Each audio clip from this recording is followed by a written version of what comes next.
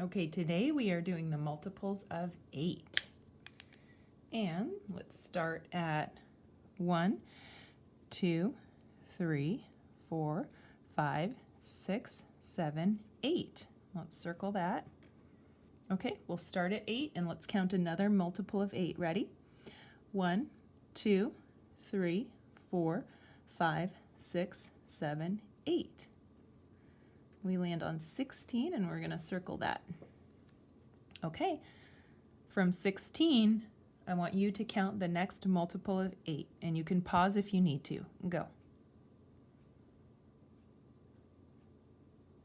All right, ready? 1, 2, 3, 4, 5, 6, 7, 8. Did you land on 24? Nice. Okay, I'm going to stay here and you do one more multiple of 8 by yourself. Ready? And remember, you can pause if you need to. Go. Okay, here we go. 1, 2, 3, 4, 5, 6, 7, 8. Ooh, that's an interesting pattern.